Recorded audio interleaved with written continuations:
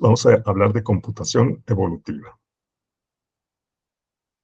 Y pues vamos a ver los tipos de búsqueda que hay y vamos a relacionarlo con los paisajes de aptitud. Vamos a hablar de algoritmos evolutivos, áreas de la computación evolutiva, qué atributos tienen este tipo de algoritmos y cómo se pueden implementar, y casos de estudio y ejemplos de aplicaciones. Los primeros tipos de búsqueda. En computación, el término búsqueda, ese término se le da al menos 3 significados. El primero que veríamos aquí es la búsqueda de datos almacenados, donde el problema es recuperar información almacenada en la memoria y de manera eficiente. Es el tipo de problemas que se tratan en cursos de estructuras de datos. La búsqueda binaria sería un tipo de algoritmos que resuelve este problema, pero no es el tipo de búsqueda que nos atañe en este seminario. El segundo tipo de búsqueda es el de rutas a metas, donde el problema es encontrar de manera eficiente un conjunto de acciones desde un estado inicial a un estado meta. Es el tipo de problemas que se tratan en cursos de inteligencia artificial. Algoritmos de este tipo serían la búsqueda preferente por amplitud, la búsqueda preferente por profundidad, pero no es el tipo de búsqueda que nos interesa en este seminario. Pues el tercer tipo de búsqueda es el que nos interesa. Búsqueda de soluciones. Y la idea es encontrar de manera eficiente una solución, un espacio de búsqueda muy grande de soluciones candidatas. Y ese es el tipo de problemas, como dije, que intenta resolver los algoritmos evolutivos. ¿Sí? Una búsqueda, un espacio de búsqueda muy grande, donde no es factible utilizar técnicas tradicionales de computación. ¿Sí? Entonces, de nuevo, ¿qué es el espacio de búsqueda? Es el conjunto de soluciones candidatas de un problema. Y para darnos una idea de los tamaños de espacios de búsqueda, que pueden ser muy grandes, aquí tenemos un ejemplo tomado de la biología. Determinar la secuencia de aminoácidos que produce una proteína con una configuración especial determinada. Ahora, para esto, pues, ustedes deben de saber, o tienen que saber, que una proteína es una secuencia de aminoácidos, ¿sí? Es como una cadenita, como un rosario, donde cada elemento es un aminoácido. Y este conjunto de aminoácidos conformarían una proteína. Ahora, una proteína tiene esta secuencia de aminoácidos. Son 20 aminoácidos que están, digamos, unidos linealmente. Linealmente, digamos, en términos conceptuales, ¿sí? Porque en la realidad, pues las proteínas pues, no son tal cual un rosario recto, sino que pues, pueden adquirir cierta conformación tridimensional. Las dos conformaciones o estructuras de las proteínas que se llaman la estructura secundaria es que se haga así como unas láminas dobladas o bien como una hélice. Ahora, ya sea estas láminas dobladas o estas hélices tienen una estructura terciaria, es decir, que se está enrollando entre sí. ¿Y de qué depende esto? Pues depende principalmente de la secuencia de aminoácidos, porque cada uno de estos aminoácidos tiene ciertas características. Por ejemplo, cuando se dobla así la proteína, es que esta hélice, digamos, tiene afinidad con los aminoácidos que están en el lado de la hélice. Y pues opcionalmente hay una estructura cuaternaria cuando tenemos más de una proteína terciaria juntas. Por ejemplo, en la hemoglobina, que son, digamos, son cuatro churros como este. Pero bueno, lo que define la estructura de una proteína es la secuencia de aminoácidos. Pues bueno, ya teniendo estos conocimientos, queremos saber. Tenemos, había dicho, 20 diferentes aminoácidos. Es decir, cada posición de estas puede ser un valor de entre 20 aminoácidos diferentes. Y supongamos que queremos limitar nuestra búsqueda a proteínas de una longitud de 100 aminoácidos. Y queremos saber queremos explorar todas las posibles secuencias de aminoácidos que puede haber en proteínas de 100 aminoácidos. Entonces la pregunta es, ¿cuántas proteínas diferentes de 100 aminoácidos puede haber? ¿Cómo se calcularía? 20 elevado a la 100 es esta cantidad, 1.2 por 10 a la 130. Y ahora, proteínas de 100 aminoácidos, no es raro encontrar proteínas de 100 aminoácidos. Entonces, supongamos que tenemos un simulador que está explorando cada una de estas proteínas y las evalúa de alguna manera, ¿no? Que está buscando alguna característica, que quiere ver su conformación. Y supongamos que este simulador le damos una secuencia y, pues, ¿qué les gusta? ¿Tarda un segundo en darnos una respuesta? De hecho, pues, sería un simulador muy eficiente, ¿verdad? Porque los simuladores normalmente tardan mucho. Pero digamos que es un simulador que es muy eficiente y le damos una secuencia y se tarda un segundo y nos da la respuesta. Nos dice, esta secuencia tiene tal valor de evaluación. Entonces no importa el valor. Podría ser, digamos, qué tan bien se pega una pared celular, ¿verdad? Por ejemplo, que fuera una proteína de un virus, ¿no? Qué tan cercano, qué tan bien se adhiere a una proteína de una célula, de la célula objetivo, ¿no? Pero bueno, no importa lo que está buscando. Lo que importa es cuánto tiempo nos llevaría. Entonces, supongamos que tomamos una proteína, la ponemos en este simulador y nos da una respuesta. Y que esa respuesta tarda un segundo. Entonces, la pregunta es, ¿cuánto tiempo me tardaría si yo quiero hacer una búsqueda exhaustiva? Si le quiero poner cada una de las posibles proteínas que hay de 100 aminoácidos y al final decir, esta es la que mejor resuelve el problema. Entonces, nada más que aquí el espacio de búsqueda es enorme. Entonces, vamos a hacer el cálculo. Entonces, si esta es la cantidad de proteínas, entonces voy a hacerlo de nuevo para que vean que no hay truco. 20 elevado a la 100. Es decir, la primera aminoácido son 20 posibilidades, el siguiente 20, 20 y así.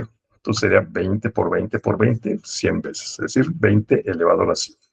Entonces tenemos este número de proteínas y supongamos que una proteína, un segundo de evaluación. Entonces vamos a ver esto a cuántos años corresponde, ¿no? Entonces es esta cantidad de proteínas, es la misma cantidad de segundos. Para saber cuántos minutos llevaría esto, hay que dividir entre 60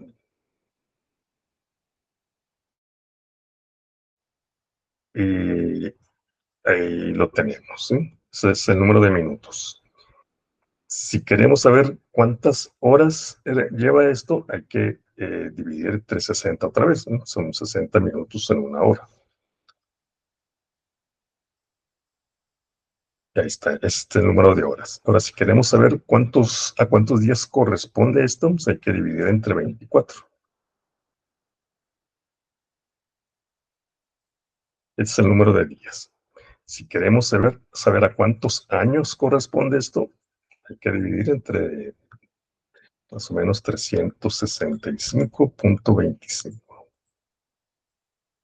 Es el número de años que nos llevaría, ¿no? 4 por 10 a la 122. Pues ni siquiera el universo tiene tanto tiempo existiendo, ¿eh? El universo son cerca de 15.000 millones de años, ¿no? Que es 1.5 por 10 a la 10, ¿no? Entonces, como pueden ver, pues no sería factible hacer una búsqueda exhaustiva en este espacio de búsqueda, ¿sí? Porque ni siquiera el espacio, el tiempo de vida del universo nos alcanzaría. Es más, vamos a dividir entre el tiempo de vida del universo. Entonces, esto ya que están años, entonces dijimos es más o menos 15.000 millones de años. 15.000 aproximadamente, ¿no? Es poco menos. 2, 3, 4, 5, 6. Y nos llevaría 2.6 por 10 a la 112 eh, vidas del universo, ¿no? Tiempos del universo. Pues aún así es enorme, ¿no? Entonces, lo que les quiero dar a entender es que los espacios de búsquedas, aunque son problemas que parecen sencillos, realmente son espacios de búsqueda enormes y pues no es factible hacer una búsqueda exhaustiva. Ni siquiera una búsqueda aleatoria nos podría ayudar porque es muy improbable que lleguemos a encontrar una solución en este espacio de búsqueda tan enorme. Es como tratar de sacarse la lotería si tenemos este número de boletos, ¿no? Pues es casi imposible sacárselo. Y entonces, insisto, nada más para que tengan una idea, 10 a la 6 es 1.000.000. 6 a la 12 es 1.000.000.000 con B. 10 a la 18, 1.000.000.000. 10 a la 24, 1.000.000.000.000. Y pues este 10 a la 112, pues ni siquiera tiene nombre, ¿no? Porque ya este es tan grande que pues ya es impráctico ponerle un nombre. Por cierto, este es un problema de tipo de optimización combinatoria. Estamos buscando aquella combinación de valores que corresponda a una buena solución. Entonces, bueno, el espacio de búsqueda es enorme. La cantidad o el número de proteínas diferentes que puede haber con solamente 100 aminoácidos. E insisto, una proteína de 100 aminoácidos no es tan grande. Sin embargo, pues la cantidad de proteínas diferentes que puede haber de 100 aminoácidos pues es enorme. Ahora, entonces, hacer una búsqueda exhaustiva en este tipo de problemas donde el espacio de búsqueda es enorme, pues no podemos hacerlo pues, de manera así, ni secuencial ni aleatoria. Entonces, para resolver este tipo de problemas, se asume que las funciones, lo que estamos evaluando, pues tiene ciertas características que nos van a ayudar a guiar la búsqueda.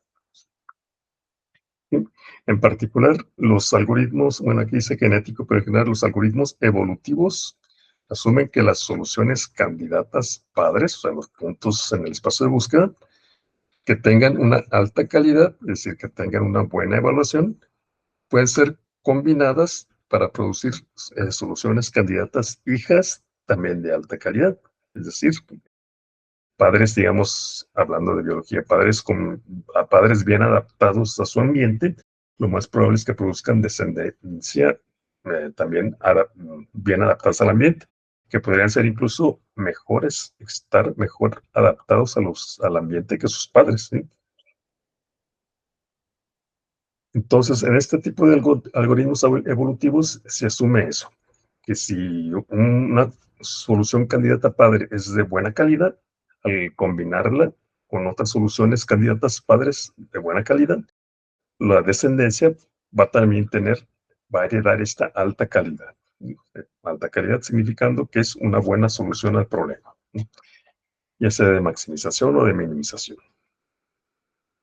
Entonces, en los algoritmos evolutivos, pues están basados en los mecanismos de evolución natural. De nuevo, los individuos mejor adaptados es más probable que produzcan descendientes. Por empezar, es más probable que se reproduzcan. Y se reproducen, y están bien adaptados, es más probable que tengan descendencia bien adaptada, así que estén bien adaptados a individuos que tuvieran una adaptación menor. Pues para empezar, los que tengan una adaptación menor, pues esperaría, ya hablando digamos, de la naturaleza, que tengan menor descendencia, y si la tienen, pues que los individuos hijos, pues no sean tan buenos, digamos, como otros individuos que estén mejor adaptados. Ahora, cuando hablemos de soluciones candidatas, en particular cuando hablemos de algoritmos genéticos, en lugar de hablar de un vector o una solución, y con frecuencia vamos a hablar de cromosomas, ¿sí? ¿Por qué cromosomas? Porque, si recuerdan ustedes sus clases de biología, el ADN de los seres vivos, de la mayoría de los seres vivos, o por lo menos de los seres vivos que tienen células con núcleo, su ADN está guardado en los cromosomas. Y entonces, estos cromosomas tienen, digamos, la información genética, pero, digamos, en la naturaleza no se evalúa a los cromosomas mismos, es decir, no se evalúan a las secuencias de ADN. Lo que se evalúa es las características que se producen a partir de este ADN.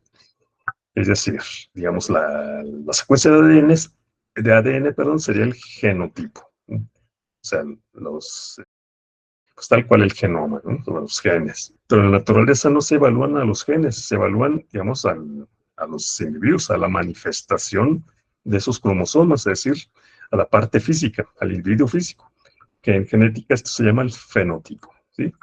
Digamos, si el ADN de un león tiene tal secuencia, pues el león mismo, es decir, el cuerpo del león, pues sería el fenotipo, que sería la expresión de este genotipo.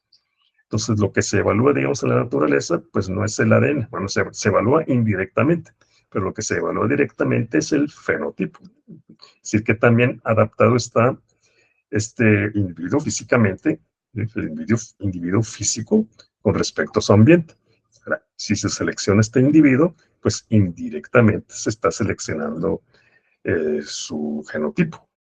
Entonces, igual con los algoritmos evolutivos, nosotros vamos a estar codificando las soluciones con determinados valores.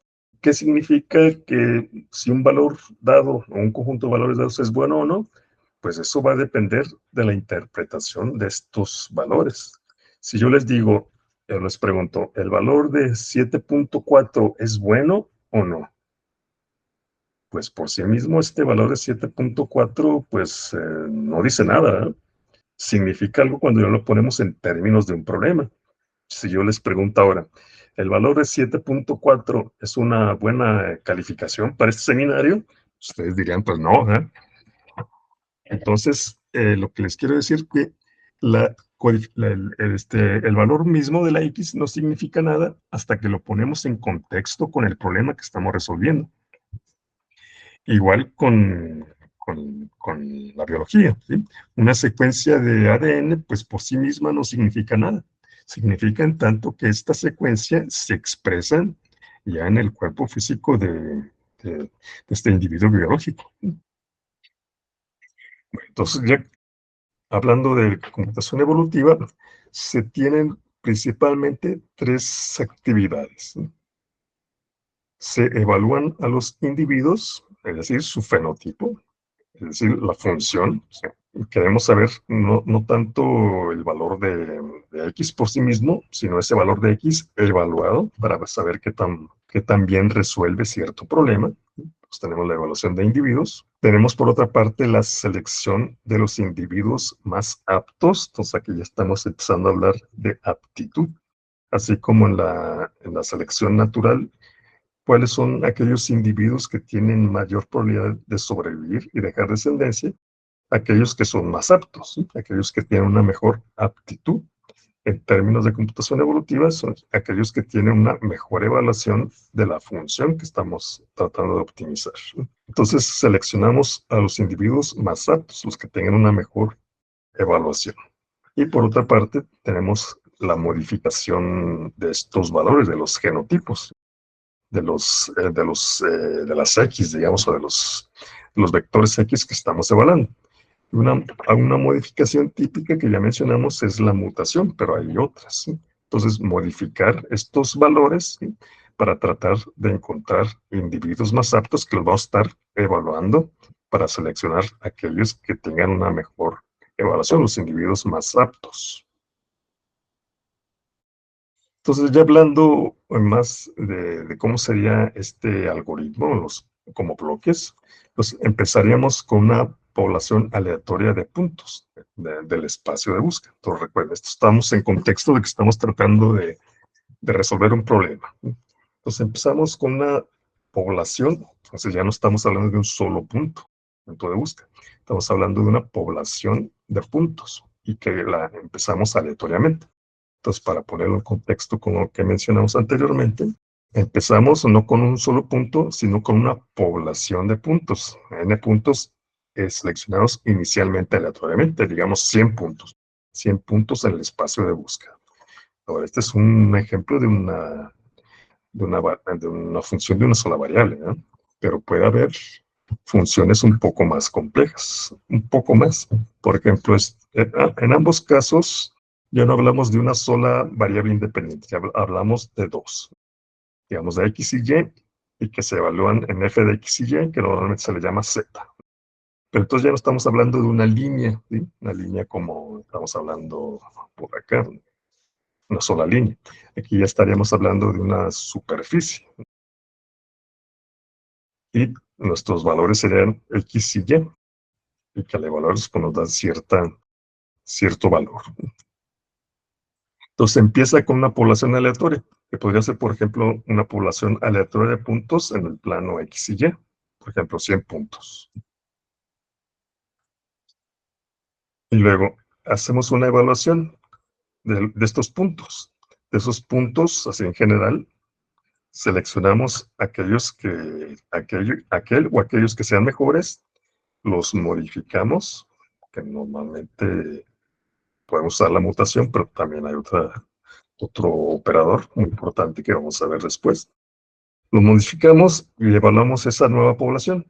De esa población seleccionamos los mejores individuos, los modificamos, los evaluamos y seleccionamos los mejores. Y así hasta llegar a una solución o tenemos una solución lo suficientemente buena para nuestros propósitos. Pero digamos, estas son las tres, como bloques, son las tres principales actividades, ¿sí? Evaluar los individuos, seleccionar aquellos individuos que tengan una buena evaluación, modificarlos y evaluarlos, y así, y iterando, ¿sí? Hasta llegar a una solución, la solución deseada o cercana a lo deseado. Entonces, hablando de estas modificaciones, o sea, de esta parte de modificación, ya hablamos de la mutación, ¿sí? La mutación es modificar ligeramente el valor.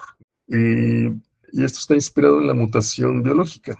Si aquí tenemos una representación de una cadena del ADN, una mutación sería cambiarle un peldaño a la cadena, digamos, por otro.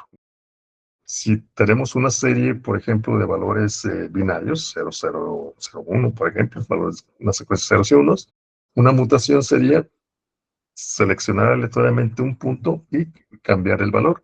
Si es 0, cambiarlo a un 1. Si es 1, cambiarlo a un 0. Entonces, esa es la mutación, son cambios pequeños. Pero también tenemos otro tipo de modificación que también es muy importante, que es el entrecruzamiento.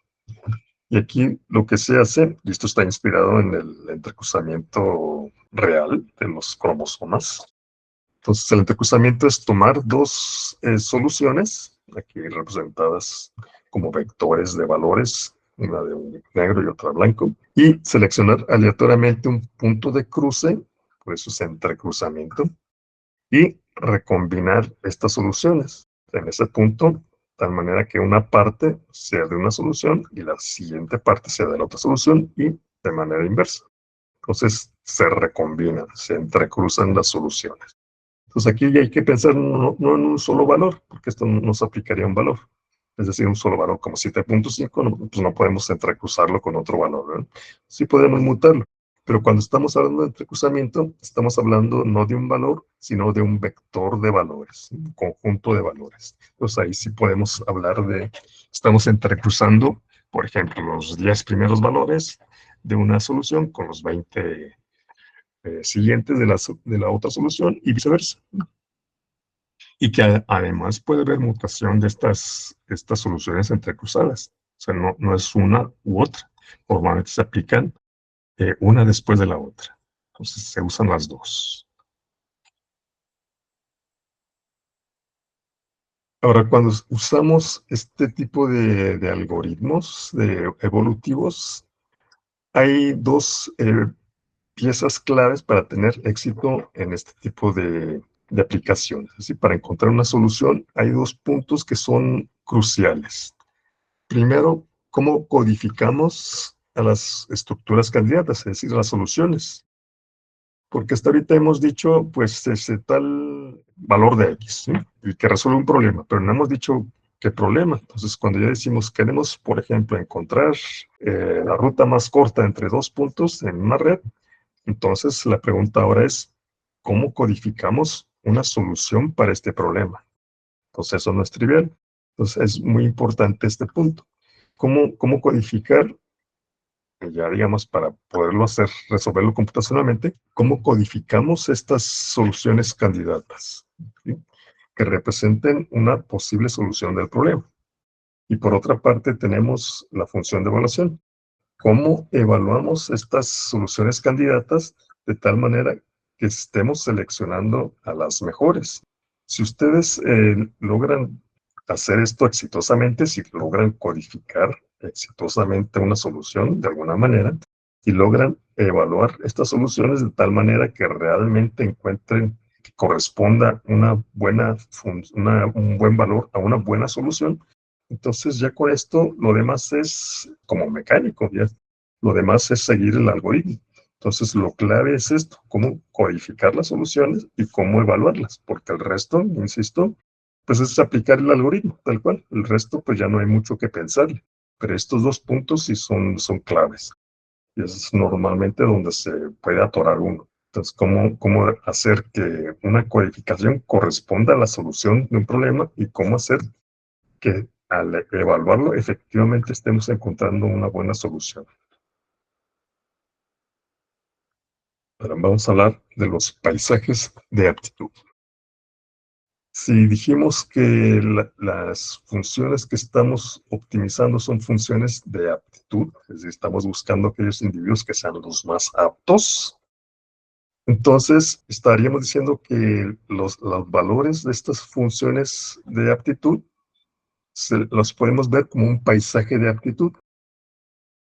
Si tenemos, por ejemplo, aquí X y Y, y evaluamos nuestra f de X y Y, y obtenemos en este primer caso, el de la izquierda, digamos, esta superficie, entonces esto lo podemos ver como un paisaje de aptitud, es decir, el valor de la función evaluada es la aptitud. Entonces, la forma que adquiere esta función diríamos que es el paisaje de aptitud, que puede ser algo muy sencillo, como aquí que sea como una montaña, pero también puede ser algo muy complejo, como está aquí a la derecha, y que esto ya estaremos hablando como de un paisaje, ¿no? Un paisaje que tiene valles, que tiene picos.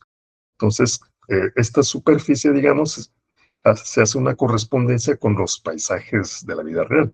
Entonces, esta visualización de la función de evaluación, de la función de aptitud, es lo que se conocería como el paisaje de aptitud. Y hay paisajes, pues, que son muy sencillos. Por ejemplo, el de la izquierda, hay paisajes que son más complejos, como el de la derecha, que en el de la izquierda pues, sería muy fácil encontrar el óptimo, que es un solo óptimo, y ese óptimo es el óptimo global.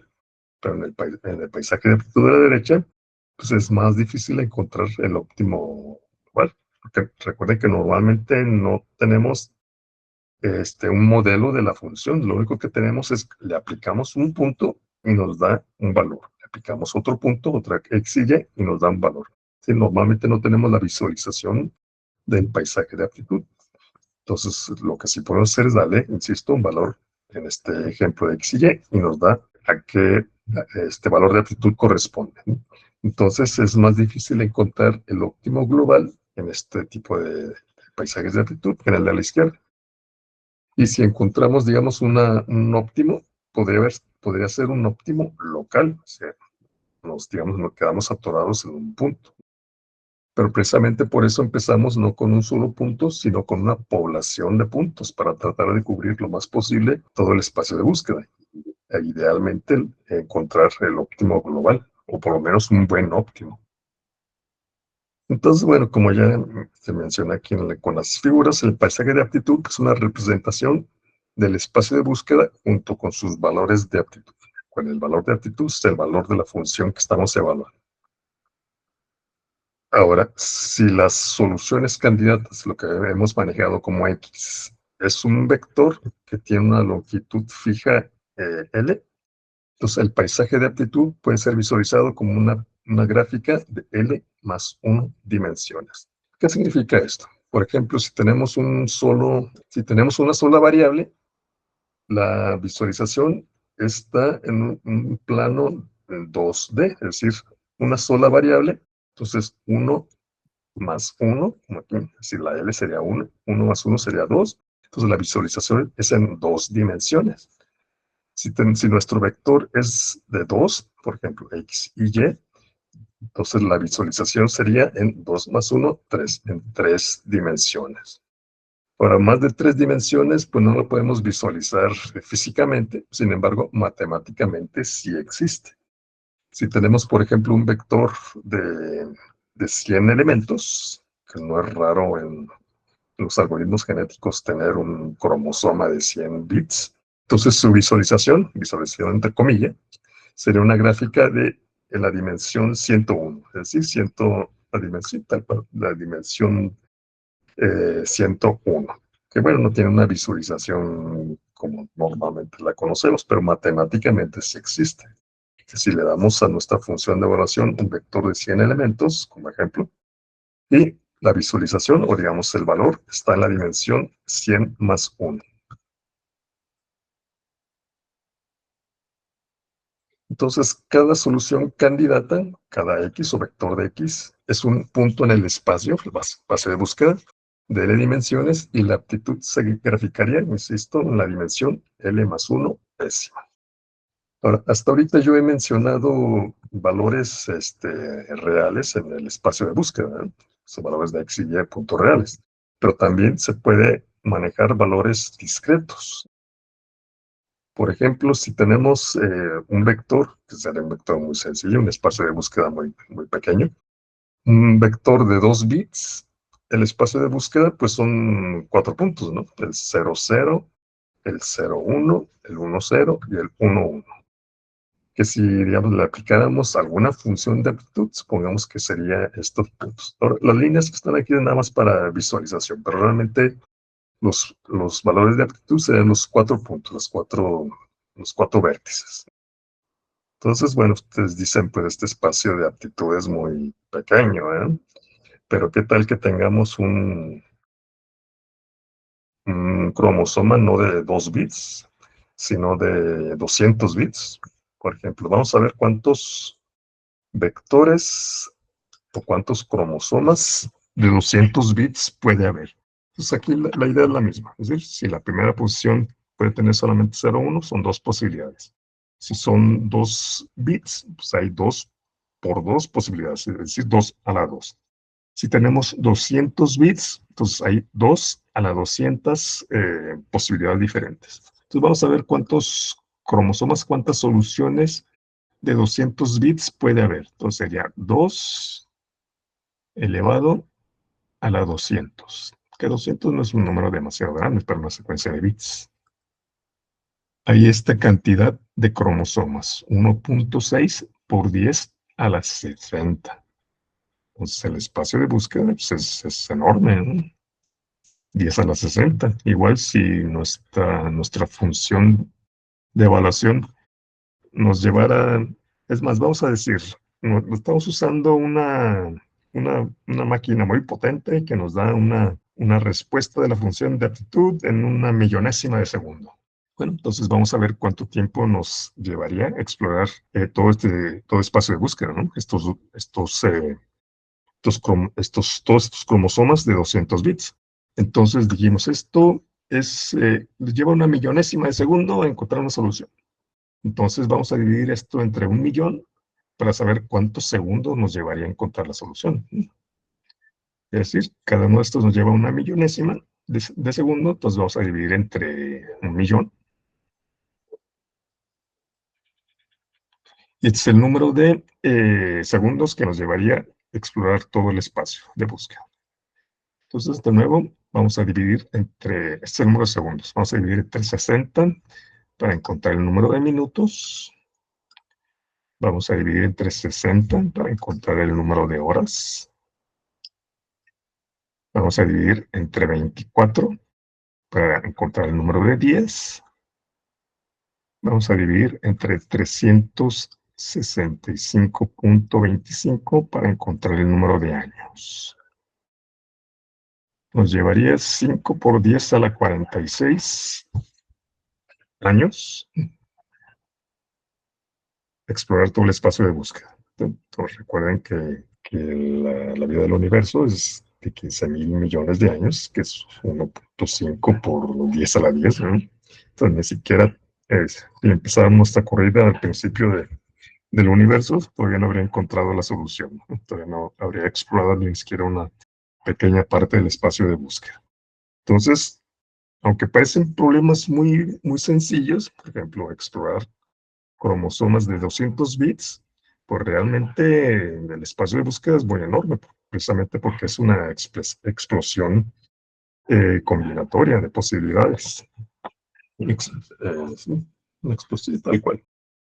Entonces no es posible usar técnicas tradicionales para encontrar soluciones. Sin embargo, los algoritmos evolutivos son capaces de encontrar soluciones en estos espacios de búsqueda tan grandes. Obviamente la búsqueda no es ni secuencial ni es aleatoria, sino que está siendo guiada por principios inspirados en la biología. Así como en la evolución, pues está difícil que un organismo evolucione totalmente aleatoriamente. Es decir, encontrar un individuo que sobreviva a una selección o una evolución aleatoria, pues difícilmente pues, se lograría un organismo perfectible que viviera. Sin embargo, pues la selección natural guía la evolución. Se seleccionan aquellos individuos mejor adaptados al ambiente y esos individuos tienen posibilidad o tienen mayor posibilidad que otros individuos de dejar descendencia y que además esta descendencia pues hereden las características que hacen que los individuos estén bien adaptados e incluso mejor adaptados que los padres.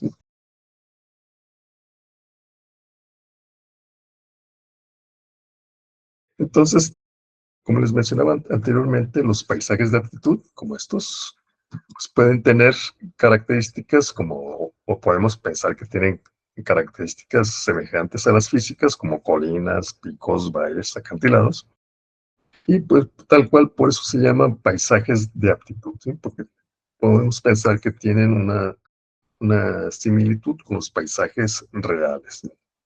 Y ahora, por otra parte, en los algoritmos genéticos y evolutivos en general, los operadores de entrecruzamiento y mutación se pueden ver como maneras de mover una población de individuos o de soluciones en el paisaje de aptitud. Ahora, ¿de qué manera? Recuerden el entrecruzamiento.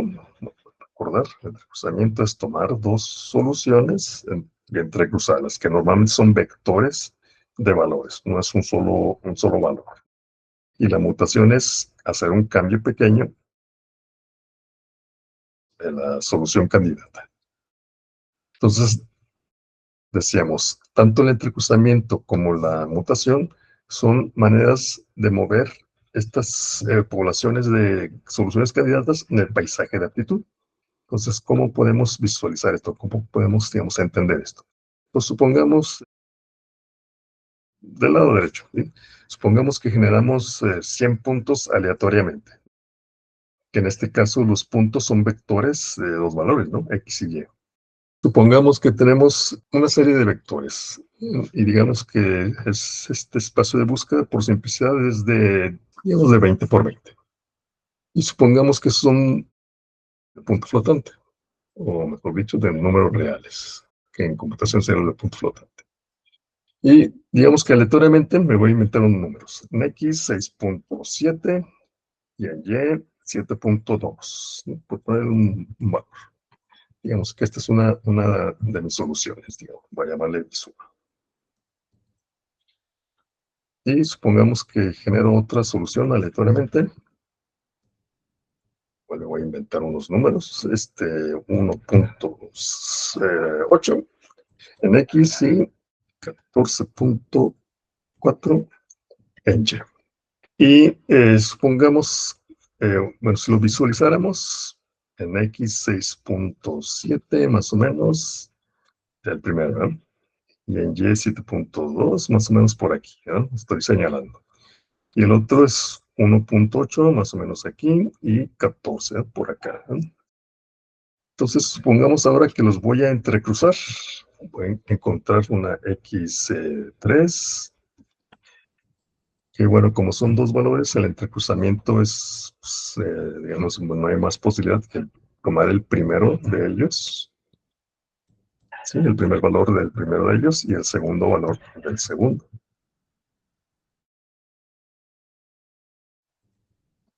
Y el siguiente cromosoma codificado